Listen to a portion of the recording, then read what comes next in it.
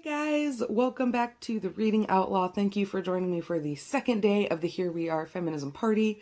Today we are going to talk about picture books, amazing picture books, and a board book that I love reading to Will, that are feminist and empowered and rad and really cute also, and very visually important. So the first one is the board book. This is the one that Will and I read the most. This is called Goodnight Mommy. This is from a publishing company called Goodnight Books. Or a line of books called Goodnight Books, and they involve saying goodnight to a wide variety of people and places. We have Goodnight Daddy, we have Goodnight World, we have Goodnight Space. But essentially it's just, we go throughout our day with mommy. So the text itself is fairly standard. Mommies are great at helping you get food. Mommies are great at helping you get dressed. But what's really important and what we take a lot of time to talk about is the visual representation of different kinds of moms. You can see as we go through the book that there are different races, there are different hairstyles and visual aesthetics. Some of these couples and relationships code as queer, although it's not made textually explicit, but we just talk a lot about different kinds of families and how families look and how families are made up when we read this book. And by doing so, it also allows us to talk a lot about mommies and what mommies do versus what daddies do, and why we love mommies and why mommies are important. And so it just is, at Will's 2-year-old level, an avenue through which we're able to talk about the different kinds of roles women can have and the different kinds of physical appearances women can have, and how that makes them all great, and that's fine, and we love that, and we appreciate those differences, and they're all still mommies doing a really good job. And that's about as complex as our feminism can get at 2 years old, but we really, really love this book. I really like this series. They do a very similar thing for Goodnight Daddy. And so I really, really recommend checking to see if your library has this book, or looking to see if you can find this book online. The second book is one that I had read to me all the time when I was growing up. It was an absolute favorite of mine. I'm sure you will recognize it. It is The Story of Ruby Bridges by Robert Coles, illustrated by George Ford. This is, of course, the story of Ruby Bridges, the young African-American schoolgirl who was bused to an all-white school after the desegregation of schools in New Orleans. She was heckled, she was spit on, she was yelled horrible things at, she was escorted by the U.S. Marshals into school. All of her white classmates stayed home because they weren't going to go to school with a little black girl. And it's essentially about Ruby Bridges and her getting an education, her finding the inner strength to deal with horrible things that I, as an adult, could not process, I think, the way that the 6-year-old girl does.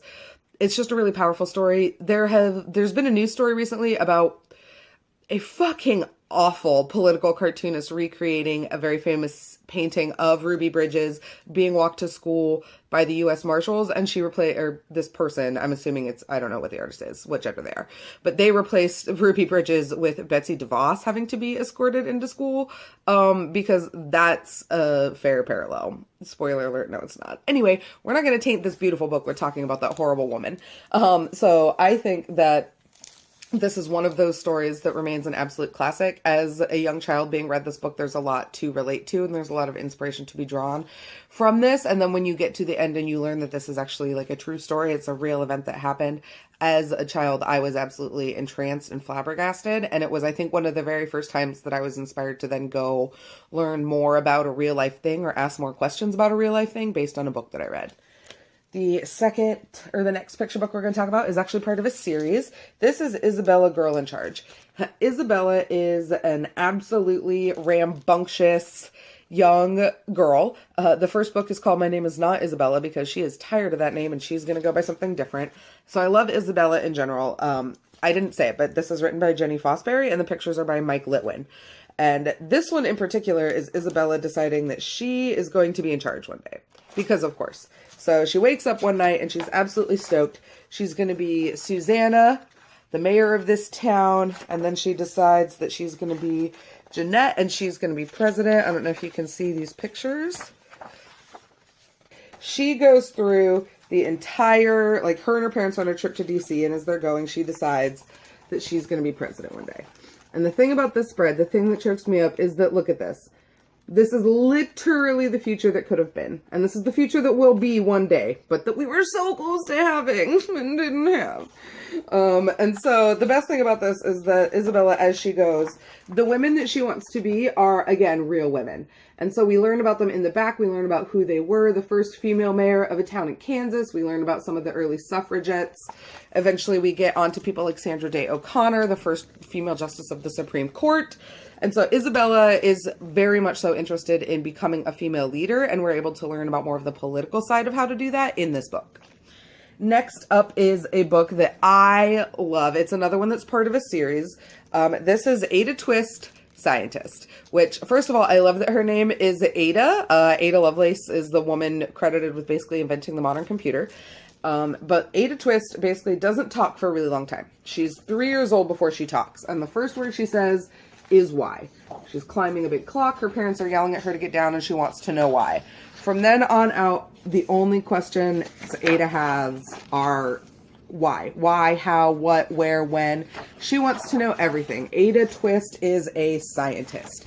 But essentially, this is a book that shows that all young girls, especially young girls of color, can do math and can ask questions and can be, you know, a logical person who embraces right brain thinking. And so it's a really powerful message done in a really cute art style with a really nice family cast who are also people of color.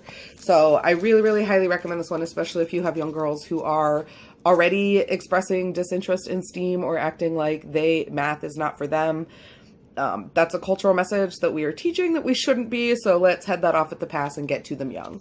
And then the last book, this is one that Will hasn't quite gotten to yet. It's a little old for him, but I absolutely love it. It's called Her Idea. I love this book because look at that color spectrum. Look at those colors. Like, just look at the visual aesthetic of this book. I absolutely love it. So Her Idea is by Rilla, and it is about a young girl named Sozie, and Sozie has a bunch of ideas all the time. She never stops having ideas until one day she does. All of her ideas go away and she doesn't know where they go, so she goes to look for them. And along the way, she has lots of adventures. She finds lots of different ways to meet ideas and to have ideas come hang out with her. By the end of the story, things get very metatextual about how the ideas of a book play out and how the ideas of this book play out, and about how her ideas can become your ideas. And so there's a lot in here about creativity and creative thinking. Like I said, the color palette is just adorable, and Will's not quite old enough for this one yet, but when he is, I think he's absolutely going to love it.